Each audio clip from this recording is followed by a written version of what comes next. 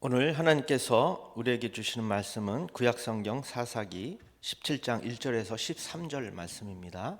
제가 가지고 있는 성경 구약성경 391쪽이 되겠습니다. 사사기 17장 1절에서 13절 말씀.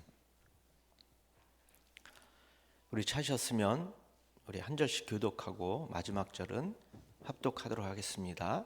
사사기 17장 1절에서 13절 말씀. 제가 먼저 1절 읽습니다. 에브라임 산지에 미가라 이름하는 사람이 있더니 그의 어머니에게 이르되 어머니께서 은 1,100을 잃어버리셨으므로 저주하시고 뇌에게도 말씀하셨더니 보소서 그 은이 내게 있나이다. 내가 그것을 가졌나이다 하니 그의 어머니가 이르되 내 아들이 여호와께 복받기를 원하노라 하니라. 미가가 은 1,100을 그의 어머니에게 도로 주매 그의 어머니가 이르되 내가 내 아들을 위하여 한 신상을 새기며 한 신상을 부어 만들기 위해 내 손에서 이 은을 여호와께 거룩히 드리노라. 그러므로 내가 이제 이 은을 내게 도로 주리라.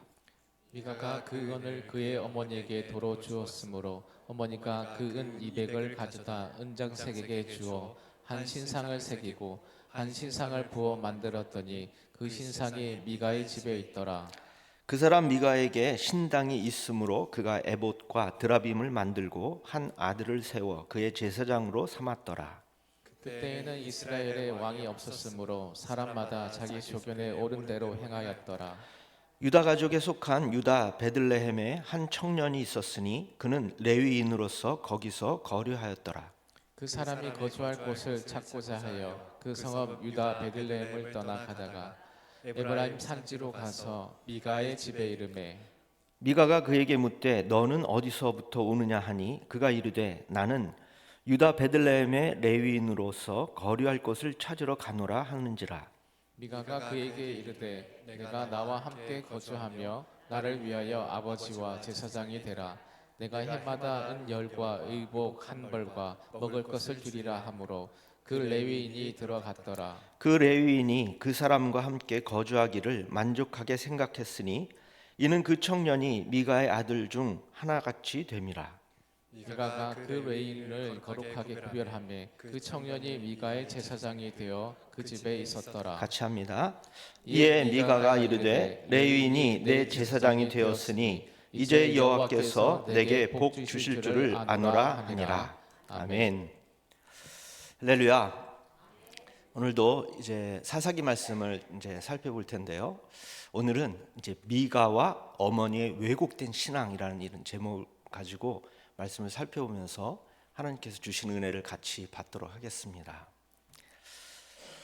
여러분, 사람에게는 자신만의 어떤 본성이 있습니다. 이 본성은 이제 다른 말로 하면은 천성이라고 또 하는데요. 이 천성은 타고난 기질, 또 성격, 취향 등을 의미합니다. 사람은 아무리 노력해도 천성은 바뀔 수가 없다고 말들을 합니다. 왜냐하면 이 천성은 하늘로부터 받은 이 달란트고 또 선물이기 때문에 천성을 바꾸려고 하는 어떤 시도가 있다면 그것은 참 어리석은 행동입니다. 사람들 중에는 천성이 좀 느린 분이 있습니다. 이 느린 것은 나쁜 것이 아니라 그냥 느린 것입니다. 또 본래 기질적으로 정리정돈이 또 안 되시는 분들이 있습니다. 그분의 방을 보면은 매우 어지럽지만 그분은 자기 물건을 찾는데 전혀 어려움이 없습니다.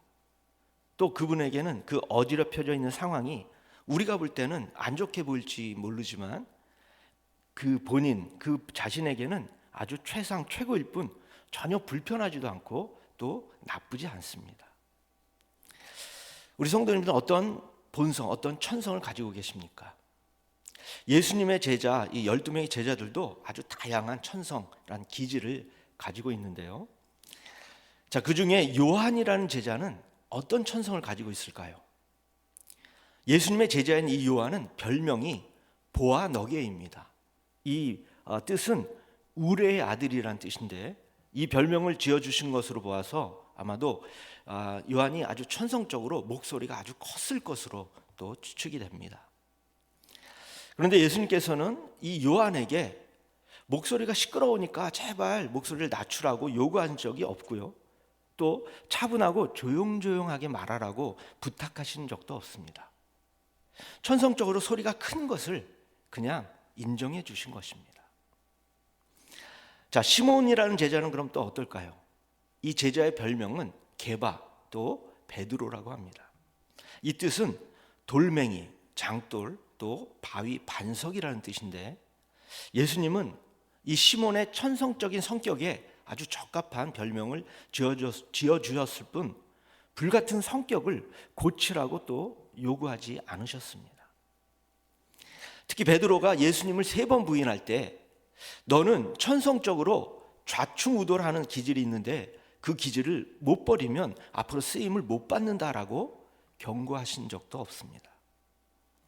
또 예수님께서 잡혀가실 때 베드로가 칼을 들고 휘두르자 예수님께서 너는 자기 성질을 조절 못하니 그 성질을 죽여야만 제자로서 파송을 받을 수 있다라고 어떤 책망이나 조건을 내세우신 적도 없습니다. 여러분, 예수님은 이 베드로의 본성, 천성, 이 기질에 대해서 말씀하신 것이 아닙니다. 그가 가지고 있는 죄의 원리에 대해서 말씀하신 것입니다. 마태복음 16장 23절 하반절을 보면 이렇게 되어 있습니다. 내가 하나님의 일을 생각하지 아니하고 도리어 사람의 일을 생각하는도다. 또 마태복음 26장 52절 하반절에도 보면은 칼을 가지는 자는 다 칼로 망하느니라 라고 말씀하셨습니다. 이것은 베드로가 하는 행동을 통해서 이 하나님의 원리와 죄의 원리를 비교해서 죄의 원리를 버리라고 권고하신 것입니다. 다시 한번 말씀드리지만 기독교에서 언급하고 있는 이 본성이나 천성은 사람의 개인적인 성품이나 기질을 의미하지 않고 모든 인간이 가지고 있는 죄성입니다. 따라서 기독교가 변화시키려고 하는 것, 즉 은혜와 이 성령의 역사를 통해서 새롭게 하려는 것의 대상은 사람이 가지고 있는 천성이 아니라 죄성인 것입니다. 여러분, 기독교는 이 죄의 기질, 죄의 속성, 죄의 원리를 하나님의 기질과 속성과 원리로 바꾸어 주는 것입니다. 각자가 타고난 본성, 천성은 아주 귀한 것입니다. 이것은 변화시켜야 할 대상이 아니라 개발하고 또 성숙시키고 활용해야 할 대상입니다. 대신 죄성은 뽑아내고 하나님의 속성으로 대체해야 하는 것입니다. 성경에는 본성이나 천성을 바꾸려는 시도가 단 한 번도 나오지 않습니다. 기독교의 기준은 하나님이십니다. 하나님께서 각 사람들에게 주신 선물이 바로 본성, 이 천성입니다. 이 본성이 나와 다르다고 그 사람이 가지고 있는 본성이 나쁜 것이나 또 정죄할 대상이 아닙니다. 여러분, 기독교가 말하는 본성은 이 죄성이기 때문에 이 죄성은 변화되고 또 치유되고 새로워져야 하는 것임을 명심하시기 바랍니다. 자, 우리가 읽은 본문인 이 사사기 17장에는 인간의 속성, 또 인간들의 본성, 인간들의 죄성이 아주 잘 나타나 있습니다. 본성은 사람의 이 몸에 내재되어 있는 것으로 언제든지 따로 생각하지 않아도, 특별히 의도하지 않아도 자동적으로, 저절로 너무나 당연하게 드러나고 나타나고 행동되는 양식입니다. 죄가 바로 그런 것입니다. 간혹 죄를 지은 사람들이 하는 말이 있습니다. 나도 내가 왜 그랬는지 모르겠다. 그런 생각을 해본 적도 없고 내가 그럴 수 있을 것이라고 상상을 해본 적도 없다라고 말입니다. 맞는 말입니다. 그것이 바로 죄인이요, 죄에게 사로잡힌 자의 모습입니다. 죄의 속성이 가장 대표적으로 나타나는 곳이 바로 종교입니다. 그런데 종교가 하는 행위가 인간의 소망과 기대와 희망을 담고 있는 듯 하지만 그 행위를 자세히 살펴보면 대부분 죄의 속성으로 비난을 받는 것이 아니라 일반적이고 보편적인 이 희망이나 소망으로 위장되고 있기 때문에 그 행위에 죄성이 드러나지 않는 것입니다. 이럴 때는 죄성을 부각시키는 것이 아니라 복음을 부각시키고 이 복음이 얼마나 이 죄성과 다른 것인지를 알려주어야 합니다.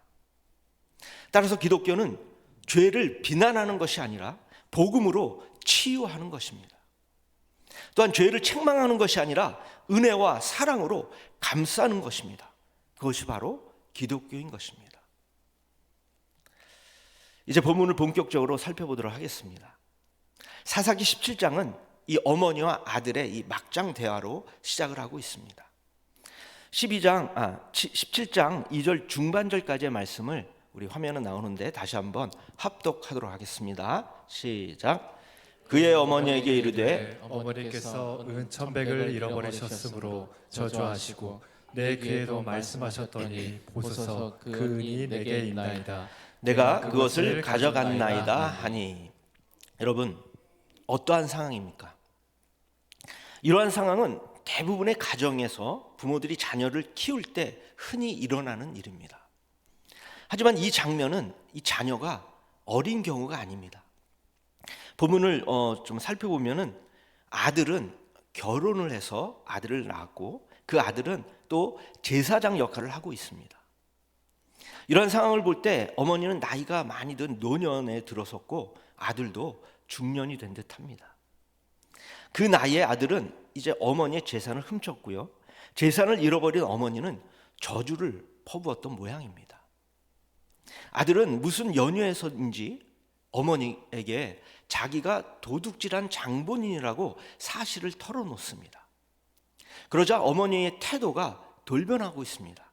저주가 축복으로 급변하면서 2절 끝부분에 보면 내 아들이 여호와께 복받기를 원하노라라고 말하고 있습니다. 여러분, 이 어머니는 망설이거나 주저함도 없이 사실인지 아닌지 확인도 하지 않고 자기가 돌변하는 것에 대해 민망해하지도 않습니다. 사람들은 이런 모습을 보고 부모의 한없는 자식 사랑이라고 말들을 합니다. 물론 사람들은 그 평가를 나중에 할 것입니다. 만약에 그 아들이 출세를 하게 되면 그때 어머니가 감싸주어서 그랬다고 말할 것이고요. 반대로 아들이 잘못되면 그때도 어머니가 감싸주어서 그렇게 되었다고 말할 것입니다. 같은 이유이지만 결과는 전혀 반대입니다. 이처럼 세상의 원리, 죄의 원리는 기준이 없습니다. 어머니의 자식 사랑이 종교적으로 등장하는 것이 3절에 보면 잘 나타나 있는데요. 우리 3절 말씀을 같이 다시 한번 읽어보도록 하겠습니다. 시작. 은 1,100을 그의 어머니에게 도로 주매 그의 어머니가 이르되 내가 내 아들을 위하여 한 신상을 새기며 한 신상을 부어 만들기 위해 내 손에서 이 은을 여호와께 거룩히 드리노라. 그러므로 내가 이제 이 은을 내게 도로 주리라. 여러분, 이 미가의 어머니가 신상을 만들기 위해 은을 여호와께 드린다고 합니다. 그 이유가 자신의 아들을 위하여입니다. 아마 이것을 탓할 사람은 한 사람도 없을 것입니다. 왜냐하면 아들이 복을 받을 수만 있다면 이 어머니와 같이 신께 바치는 행위를 사랑하는 자녀를 위하여 당연히 하는 것이 세상 부모들이기 때문입니다. 그러나 우리 기독교를 믿는 우리 그리스도인들은 세상의 부모와는 달라야 합니다. 기독교는 하나님이 인간의 행복을 위해서 일하는 종교입니다.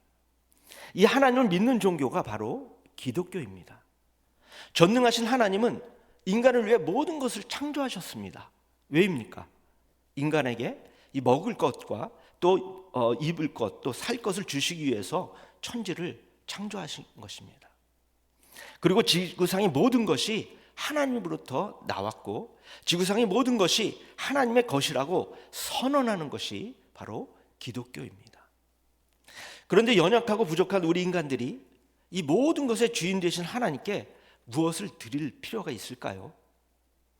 도대체 하나님이 무엇이 부족해서 인간에게 받아야 할까요?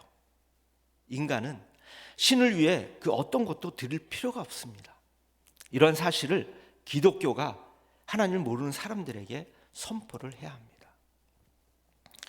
여러분, 우리를 사랑하셔서 모든 것을 내어주신 예수님을 위해 내가 가진 모든 것을 드려야겠다고 다짐하는 것은 신앙이 아닙니다.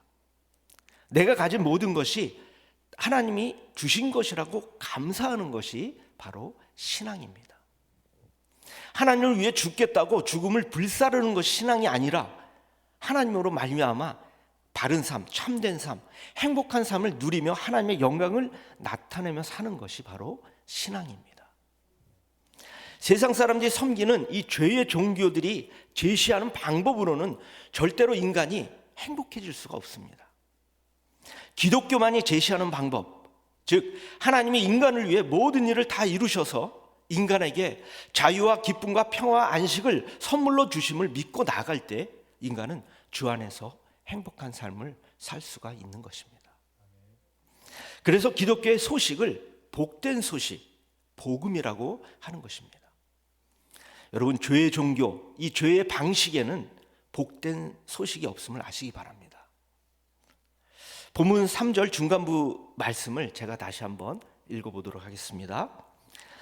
그의 어머니가 이르되 내가 내 아들을 위하여 한 신상을 새기며 한 신상을 부어 만들기 위해 내 손에서 이 은을 여호와께 거룩히 드리노라. 아멘. 여러분, 이 말씀에서 아들에게 복 받기를 원하면서 어머니가 행한 것이 신에게 은전을 바치는 것이라고 합니다. 이것은 하나님의 원리가 아니라 죄의 원리로 행한 것입니다.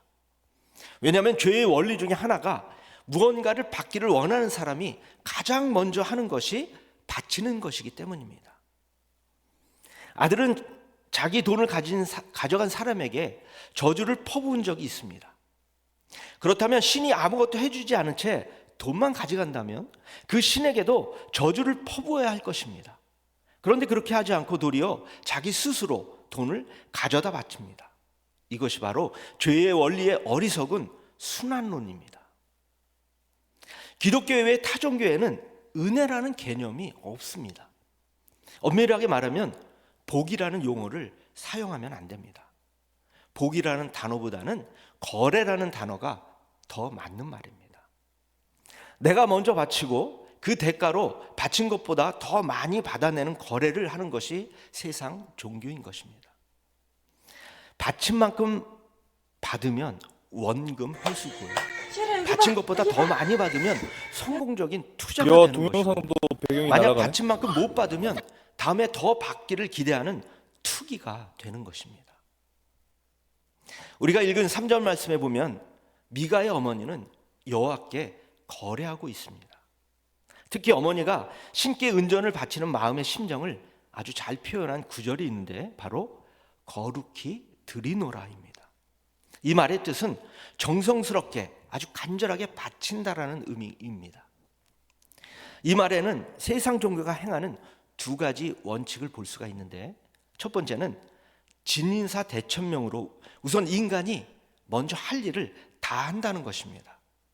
두 번째는 지성이면 감천이라는 말입니다.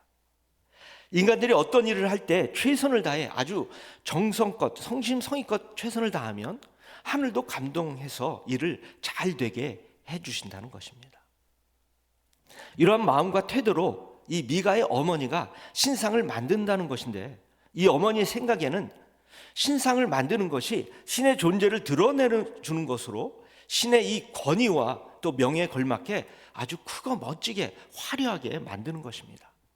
그 표현이 3절에 보면 한 신상을 새기며 한 신상을 부어 만들기 위해라는 표현입니다. 여러분, 성경에는 이 신상으로 번역된 히브리 단어가 두 번이 나오는데 이 단어는 서로 다른 단어입니다. 하나는 출애굽기에서 나오는 이 10계명 중에 세 번째 계명인 형상을 만들지 말라의 구절에서 이 형상에 사용되는 단어이고요.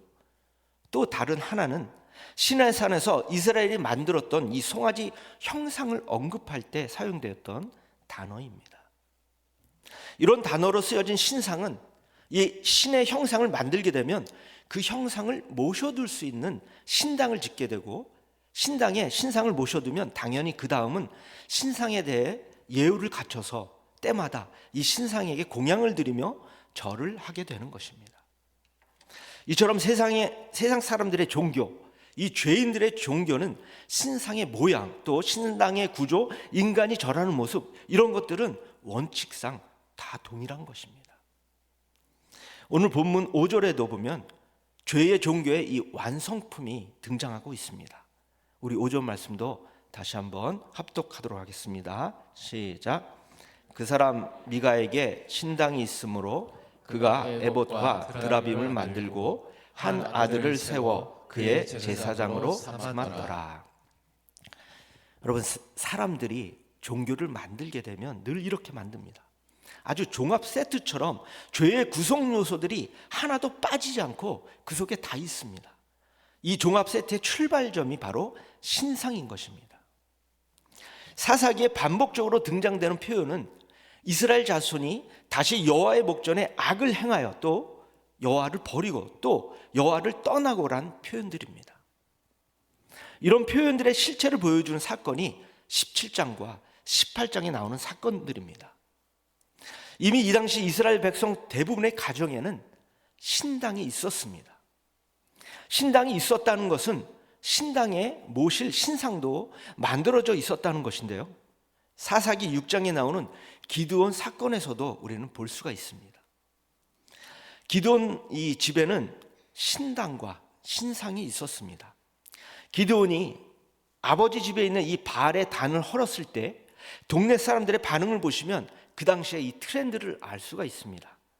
우리 6장 30절 말씀을 같이 읽어보겠습니다. 자, 시작. 성읍 사람들이 요아스에게 이르되 내 아들을 끌어내라. 그는 당연히 죽을지니 이는 바알의 제단을 파괴하고 그의 아세라를 찍었음이니라 하니.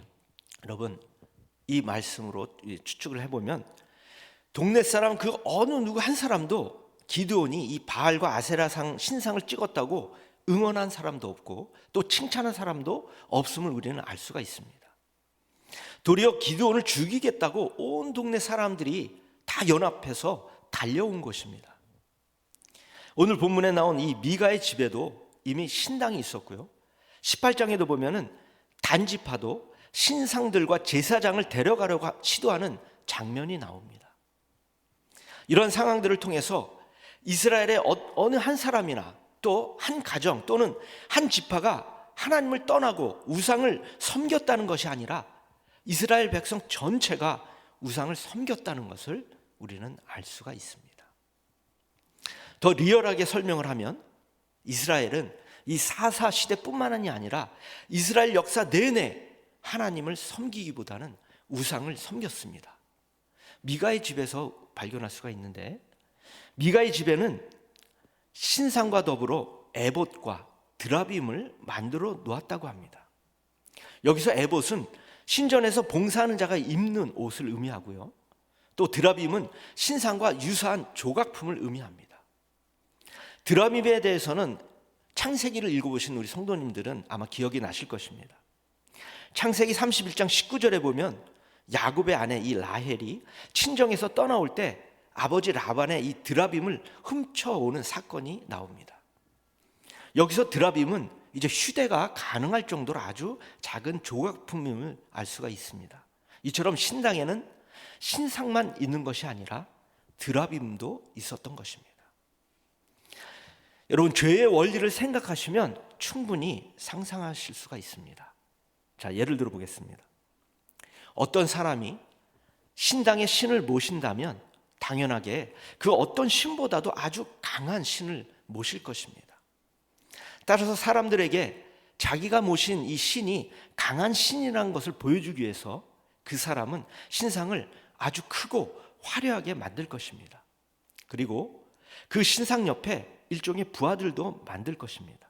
그것이 바로 작은 신상, 즉 드라빔을 만들어 두는 것입니다. 너무 보고 싶어요. 이처럼 크고 강한 신일수록 주변에 시원한 교회도 많은 드라빔과 병원에서 한 5분? 우상을 거느리는 것을 보여줌으로써 일종의 이 권력 시위를 하는 것입니다. 이런 현상은 종교뿐만이 아니라 죽은 자를 위하는 묘지에도 종종 있는 것으로 이것은 죄인의 속성 중에 하나입니다. 자, 지금까지 이 신의 형상인 신상, 그리고 신상을 모실 신당과 또 신의 이 부하들인 드라빔에 대해서 살펴보았는데요. 그 다음 단계는 그럼 무엇일까요? 그 다음으로는 신에게 종교 행위를 행할 제사장이 등장하는 것입니다. 우리 17장 7절부터 10절 말씀을 다시 한번 저와 교독하도록 하겠습니다. 7절부터 10절 말씀, 제가 7절 먼저 읽습니다. 유다 가족에 속한 유다 베들레헴에 한 청년이 있었으니 그는 레위인으로서 거기서 거류하였더라. 그 사람이 거주할 곳을 찾고자 하여 그 성읍 유다 베들레헴을 떠나가다가 에브라임 산지로 가서 미가의 집에 이르매 미가가 그에게 묻되 너는 어디서부터 오느냐 하니 그가 이르되 나는 유다 베들레헴의 레위인으로서 거류할 곳을 찾으러 가노라 하는지라. 미가가 그에게 이르되 내가 나와 함께 거주하며 나를 위하여 아버지와 제사장이 되라. 내가 해마다 은 10과 의복 1벌과 먹을 것을 주리라 하므로 그 레위인이 들어갔더라. 아멘. 여러분, 이스라엘은 가나안을 정복하기 전에 이미 지파별로 땅 분배가 끝나 있었습니다. 그 중에 제사장 역할을 하는 이 레위인에게는 12지파에 걸쳐서 48개 성읍이 거주지로 지정되어 있었습니다. 그런데 오늘 본문에 나오는 레위인은 거류할 곳을 찾고자 거주지를 떠나 돌아다닌다고 합니다. 이것은 당시 이스라엘의 신앙 상태를 암시하는 또 하나의 힌트인 것입니다. 이스라엘의 이 12지파는 요단 동편과 서편에 각각 해당되는 거주지를 분배받았습니다. 그리고 이 당시의 생활 방식은 이 거주지의 이 땅에서 소산을 얻어 사는 것이었습니다. 그런데 레위 지파만큼은 이 땅을 분배받지 못하고 단지 성읍만 분배받았습니다. 다른 표현으로 하자면 자립할 수 있는 방법이 없는 것입니다. 레위인은 본래 이스라엘 백성들이 농사를 지어서 소산을 거둘 때에 그 모든 소산이 하나님의 은혜임을 고백해서 소산의 일부를 제사장들에게 갖다 주는 것으로 살아가게 되어 있습니다. 그런데 레위인이 거류할 곳을 찾아 나섰다라고 하는 것은 먹고 살 방법이 없어서 그랬다는 것입니다. 다른 말로는 백성들이 이 레위인을 돌보지 않았다는 것입니다. 이스라엘 백성들이 여호와 하나님을 버리고 떠났는데 여호와의 이 제사장들을 돌보지 않은 것은 당연한 것입니다. 그러니 땅도 없는 이 레위인들이 살 방법이 없었던 것입니다. 따라서 이 레위인이 유랑하다가 미가의 집에 도착하게 되었고, 이 미가와 레위인 이 사이에 종교적 거래가 성사가 되는 이 사건이 아까 우리가 읽은 7절에서 10절 말씀입니다. 아주 상호간의 필요가 잘 맞아 떨어진 것입니다. 미가는 그동안 이 비공식적인 제사장, 즉 레위인이 아닌 제사장을 두었다가 드디어 레위 지파 출신인 이 공식적인 제사장을 두었으니 좋게 된 것입니다. 그리고 레위인은 안정적인 수입이 보장되었으니 그도 좋은 것입니다. 이런 상황의 말씀이 11절과 12절 말씀입니다. 이 말씀도 같이 읽어보도록 하겠습니다. 시작. 그 레위인이 그 사람과 함께 거주하기를 만족하게 생각했으니 이는 그 청년이 미가의 아들 중 하나같이 됨이라. 미가가 그 레위인을 거룩하게 구별하며 그 청년이 미가의 제사장이 되어 그 집에 있었더라. 이 말씀에서 주의해서 보실 표현이 있습니다. 12절에 보면 거룩하게 구별하매라는 표현입니다. 이 말은 3절에 나왔던 거룩하게 드리노라라는 이 말과는 완전히 다른 단어이고 또 그 의미도 다릅니다. 12절에 거룩하게 구별하매란 이 말의 의미는 미가가 레위인의 손을 풍족하게 하매란 그런 의미입니다. 즉 미가가 레위인에게 듬뿍 채워주었다는 것입니다. 빈손으로 방황하던 이 레위인에게 두 손 가득히 옷과 음식을 주어줬다는 것인데, 그러니 레위인은 좋다고 눌러 앉았다는 것입니다. 이것은 이스라엘의 이 신앙 상태를 단편적으로 보여주는 것입니다. 미가를 통해 보여주는 이스라엘의 이 신앙의 왜곡과 변질의 절정은 오늘 본문 마지막 13절에 있습니다. 이 말씀도 같이 합독하도록 하겠습니다. 시작. 이에 미가가 이르되 레위인이 내 제사장이 되었으니 이제 여호와께서 내게 복 주실 줄을 아노라 하니라. 여러분, 미가는 여호와의 신앙을 가장 완벽하게 이 말씀으로 왜곡시키고 있습니다. 이것은 죄의 종교의 극치를 보여주는 것입니다. 내용을 몰라서 다르게 하는 것은 왜곡이 아니라 무지한 것이고, 몰라서 다르게 하는 것은 변질이 아니라 어리석은 것입니다. 그런데 잘못 알고 있으면서 아는 척하는 것이 왜곡이고요, 틀리게 하면서 옳다고 말하는 것이 변질입니다. 미가의 어머니는 3절에서 신상을 만들기 위해 은전을 바치면서 말하기를 여호와께 이 은을 거룩히 드리노라라고 합니다. 하나님께서는 신상을 만들지 말라고 거듭 말씀하셨는데, 신상 만들 은을 여호와께 거룩히 바친다고 하는 것은 말이 되지 않습니다. 그런데 이 어머니는 아주 자연스럽고 간절하게 전혀 어색하지 않게 미가도 여호와의 신앙에는 전혀 맞지 않고 여호와가 금지한 것만 골라서 구색을 맞춥니다. 그리고 이방인들이 하는 종교적 행위를 하고 나서 한다는 말이 이제 여호와께서 내게 복 주실 줄을 여러분, 미가는 전혀 자신이 틀렸다고 생각하지 않고 있습니다. 전혀 자신이 여호와를 왜곡하고 있다고 의식하지 않습니다. 이러한 이스라엘 행동을 묘사하는 6절을 읽어보도록 하겠습니다. 시작. 그때에는 이스라엘 왕이 없었으므로 사람마다 자기 소견에 옳은 대로 행하였더라. 여러분, 이스라엘은 자기가 행한 행동이 하나님 뜻에 맞는지, 하나님 의도에 합당한지, 하나님이 행하신 일과 어울리는지 전혀 고려하지 않았습니다.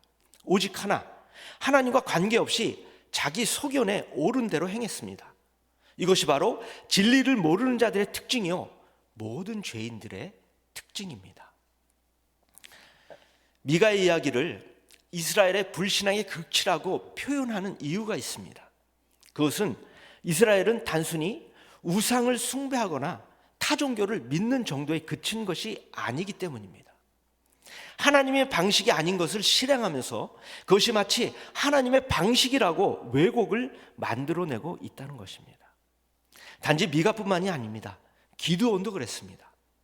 기드온은 하나님이 전쟁에서 승리하게 해주시자 백성들에게 전리품을 모아서 결국은 에봇을 만들어 자기 집에 두었고 온 이스라엘이 음란하게 섬기도록 했습니다. 이것이 바로 여호와 신앙을 왜곡한 것입니다. 입다도 마찬가지입니다. 입다도 하나님과 전혀 무관한 서언을 했습니다. 불신앙적인 행동은 다 행하면서도 어이없게 엉뚱한 서언은 지키려고 애를 쓰다가 결국 자기 딸을 제물로 바치는 어처구니 없는 신앙 왜곡을 하고 맙니다. 삼손의 경우는 어떻습니까? 삼손의 경우도 마찬가지입니다. 삼손은 출생부터 하나님의 은혜로 시작한 나실인이요, 자기가 주장한 대로 할례받은 백성임에도 불구하고 전혀 할례받지 않은 그러한 백성답게 그 역할을 하지 않았습니다. 전혀 나실인의 삶을 살지 않고 오직 자기 원수 갚는 일에 여호와 하나님을 동원할 뿐입니다. 이것도 여호와 신앙의 왜곡인 것입니다. 이들 모두의 특징은 사사기의 특징인 자기 소견에 옳은 대로 행하였다라는 것입니다. 말씀을 맺겠습니다. 여러분, 오늘 본문에 나오는 이 미가가 행했던 행위가 기독교 신앙, 여호와의 신앙에 맞는 행위라고 생각하십니까? 성경에서 말해주는 이 기독교의 신앙은 미가가 행한 행위와는 우리 교회는 완벽하게 1970년 다릅니다. 80년 기독교는 하나님께서는 가장 우리들의 먼저 하나님을 소개합니다. 왜냐하면 하나님의 속성, 하나님의 성품에 근거해서 기독교의 신앙 양식이 정립되기 때문입니다. 기독교와 세상 종교의 가장 큰 차이점은 종교의 이 방법이나 절차 또는 종교의 양식이 아니라 오직 하나님입니다. 하나님 외에 다른 구별점을 갖는 것은 이 본질을 놓치고 있는 것입니다. 여호와 하나님을 섬기는 이 기독교 특징, 신앙의 특징 두 가지만 설명을 해보고 말씀을 마치도록 하겠습니다. 자, 첫 번째, 기독교 신앙의 특징은 은혜입니다. 하나님은 값없이, 조건 없이 무조건 선물로 인간들에게 은혜, 복을 주십니다. 그러나 타종교는 언제나 인간이 먼저 신에게 바치는 것에서부터 시작을 합니다. 그래서 죄의 종교는 신을 만나기 위해 또는 만난 다음에는 언제나 신에게 무엇을 바쳐야 한다는 강박관념이 있습니다. 사사기에 나온 이 사사들 중에도 이방인들이 자신의 신에게 하듯이 예물을 바치는 모습을 볼 수가 있습니다. 그 예로 기드온과 삼손의 부모를 들 수가 있는데요. 기드온은 하나님께서 자신에게 나타나자 그는 여호와께 예물을 드리고 시험을 합니다. 그리고 삼손의 부모들도 여호와께서 나타나시자 예물을 드리고 시험을 했습니다. 이들의 본성에는 아직 죄의 방식이 남아있기 때문에 하나님께서 베푸시는 은혜의 선물을 공짜로 받는다는 것을 이해할 수가 없었던 것입니다. 자, 두 번째, 기독교 신앙의 특징은 인간이 하나님께 복을 받아내는 종교가 아니라 하나님이 복을 주시는 종교라는 것입니다. 기독교는 가장 복과 관련이 많은 종교입니다. 따라서 복에 대해서 언급하는 것을 주저하거나 또 부끄러워하면 안 됩니다. 또한 기독교는 기독교의 내용을 복음이라고 표현하는 종교입니다. 따라서 세상 그 어떤 종교보다도 복과 밀접한 종교입니다. 반면에 타종교와는 복에 대해서 완벽하게 다르게 말하는 종교이기도 합니다. 오늘 본문에서 이 미가나 또 어머니가 여호와를 언급한다고 해서 그들의 말이 옳은 표현 또 맞는 표현이라고 생각하시면 안 됩니다. 특히 13절 말씀, 이제 여호와께서 내게 복을 주실 줄 아노라라는 표현은 우리가 생각하는 신앙적인 표현이 아닙니다. 이 말은 가장 세상적이고 또 가장 비기독교적인 표현입니다. 왜냐하면 미가는 복을 받았다고 생각하지 않기 때문입니다. 조금 전에 말씀드렸지만 기독교는 복 받기를 구하는 종교, 복을 받는 방법을 알려주는 종교가 아닙니다. 기독교는 이미 우리들에게 복을 주신 종교입니다. 하나님이 먼저 우리들에게 복을 주셨기 때문에 인간이 복을 받기 위한 노력이 필요하지 않은 것입니다. 그냥 받은 복을 누리며 살면 되는 것입니다. 여러분, 복음의 관점에서 이 미가의 행동을 평가한다면 무익하고 불필요한 행동이었다고 말할 수 있습니다. 헛된 행동이었다는 것입니다. 복음을 모르면 하지 않아도 되는 종교 행동을 하게 됩니다. 그러면 하나님께서 우리에게 주신 이 말씀을 우리는 믿으며 생활할 수가 있습니다.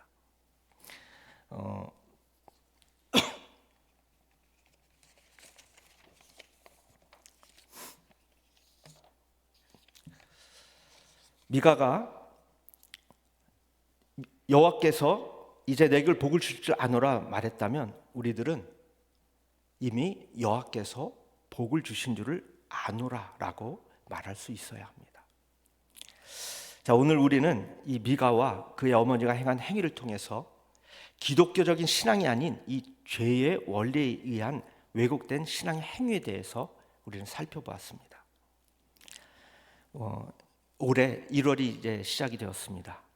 올해도 이 성경을 차근차근히 읽어가면서 올바른 진리를 배우시고 그 진리의 원리대로 행하셔서 하나님께서 우리에게 주신 이 큰 은혜와 복을 풍성히 누리며 살아가시는 우리 성도님 되시기를 주님의 이름으로 축원합니다. 이제 우리 찬양하면서 주신 말씀 가지고 또 기도하며 나가도록 하겠습니다. 나의 모든 행실을 우리 같이 찬양하도록 하겠습니다.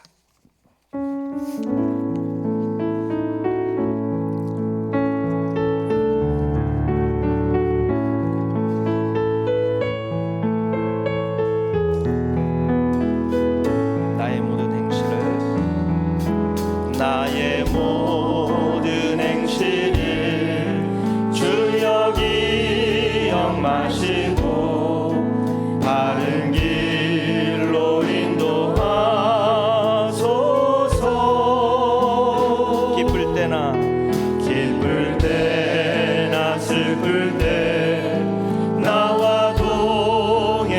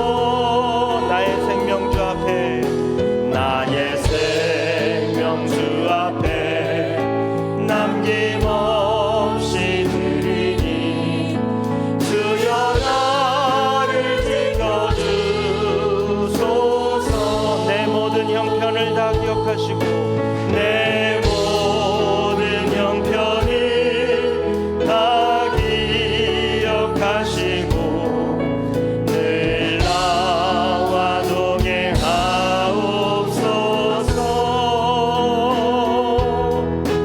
나의 생명 주 앞에 남김없이 드리니 주여 나를 지켜주소서. 이 시간 주신 말씀을 기억하면서 우리 다 함께 통성으로 기도하겠습니다. 오늘 우리는 미가와 그의 어머니가 행한 행위를 통해서 기독교적인 신앙이 아닌 죄의 원리에 의한 왜곡된 신앙의 행위에 대해서 살펴보았습니다. 하나님께 받은 은혜에 대해 감사하기보다는 그 대가로 우리의 어떤 물질이나 노력을 드리려는 헛된 수고를 하지 않게 하시고 하나님의 그 크신 은혜 가운데 기쁨과 감사함으로 살아가는, 그래서 하나님의 영광을 나타내는 우리 가정체 모든 식구들이 되도록 우리 성령께서 인도해 주시기를 우리 주여 한번 힘차게 부르시고 통성으로 기도하도록 하겠습니다. 주여, 전능하시고 사랑이 많으신 아버지 하나님, 오늘도 사사기의 말씀을 통해서 미가와 또 그의 어머니가 행한 행위가 기독교적인 신앙이 아닌 죄의 원리에 의한 왜곡된 신앙의 행위였음을 깨닫게 하시니 감사합니다. 하나님, 우리의 모든 실수를 용서하여 주시고 우리의 모든 행실을 성령께서 주관하셔서 바른 길로 인도하여 주시고, 그래서 하나님의 자녀답게 그리스도인답게 살아갈 수 있도록 인도하여 주시옵소서. 특별히 기독교는 복을 받는 방법을 알려주는 종교가 아닙니다. 하나님께서 먼저 우리들에게 복을 주셨기 때문에 우리들은 그냥 받은 복을 누리며 살면 된다는 것을 다시 한번 깨닫습니다. 하나님께 받은 은혜에 대해 감사하기보다는 그 대가로 우리의 어떤 물질이나 노력을 드리는 헛된 수고를 하지 않게 하시고 하나님의 크신 은혜 가운데 기쁨과 감사함을 가지고 올바른 신앙인으로 살아가는 우리 모든 성도님들이 되게 하여 주시옵소서.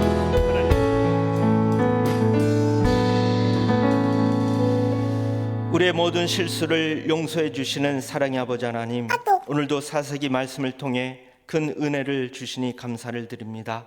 하나님, 하나님께 받은 은혜에 대해 감사하기보다는 그 대가로 우리의 어떤 물질이나 노력을 드리려는 헛된 수고를 하지 않게 하시고 하나님의 크신 은혜 가운데 기쁨과 감사함을 가지고 올바른 신앙인으로 살아가는 우리 가정공체 모든 식구들이 다 되게 하여 주시옵소서. 감사를 드리며 이 모든 말씀 우리 주 예수 그리스도의 이름으로 기도합니다. 아멘.